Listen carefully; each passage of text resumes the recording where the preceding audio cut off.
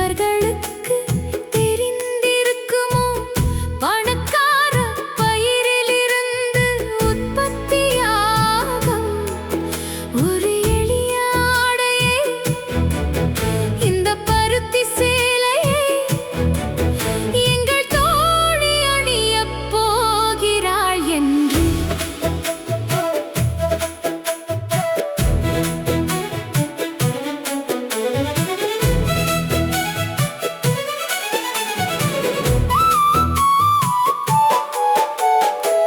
இருட்டை கூந்தலாக்கி மூன்றாம் பிறையை நெற்றியாக்கி அகன்று சுழன்று நேர் நோக்கும் வசீகரத்தை கண்களாக்கி அளவெடுத்தது போல் நாசியாக்கி சந்தன கிண்ணத்தை கன்னமாக்கி பவளக் கொடியை இதழாக்கி முத்துச்சரத்தை பல்வரிசையாக்கி முரட்டுக் காளையின் திமிரை திணிலாக்கி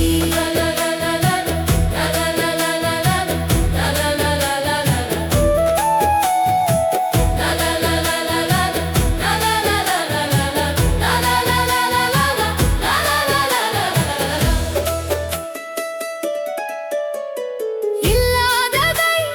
இடையாக்கி நீலக்குழல் விளக்கின் பளபளப்பை வளவளப்பை கால்களாக்கி படைக்கப்பட்ட இவள் இந்த பருத்தி சேலையை உடுத்தப் போகும் செய்தி அறிந்துதான் விதைத்தவனும் மழையும் நெசவாளியும் மகிழ்ந்து பணி புரிந்தார்களோ என்று எண்ணிய பருத்தி இவள் உடுத்தியவுடன் அலைந்து திரிந்து பட்டரணம் மாறி சுகப்பட்டது இவள் வசப்பட்டது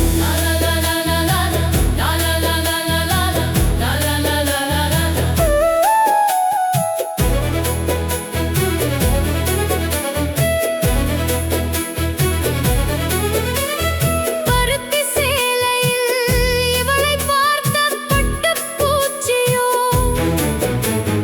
பட்டிற்கு பதிலாக பருத்தி எடுக்க செய்த முயற்சி தோற்றதால் மாய்த்துக் கொண்டது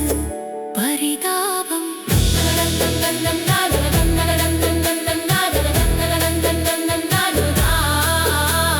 புவியில் இவள் லட்சத்தில் ஒருத்தி இங்கோ இன்னும் ஒருத்தி பெண்களால் பூமி அழகாகிறது தமிழச்சியோ அழகிற்கு அளவாகிறாள் பிறரெல்லாம் அழகு படுத்திக் கொள்கிறார்கள் இவளோ அழகாகவே பிறக்கிறாள் பிறர் அழகாய் தெரிய பட்டும் துட்டும் தேவை தமிழச்சிக்கோ பக்கத்து தெரு மூன்றாம் வீட்டுக் கிழவன் பழைய தரையில் நெய்யும் பருத்தி சேலை போதும் பருத்தி என்று அல்ல இவள் உடுத்திக் கொள்ளும் எல்லாம் இவளால் அழகாகிறது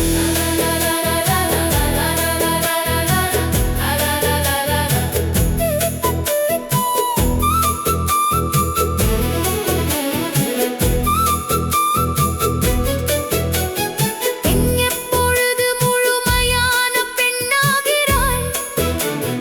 கேட்டுப் பாருங்கள் சொல்கார்கள் தாயாகும் போது என்று இருக்கலாம் அது பொதுவான உண்மையாக இருக்கலாம்.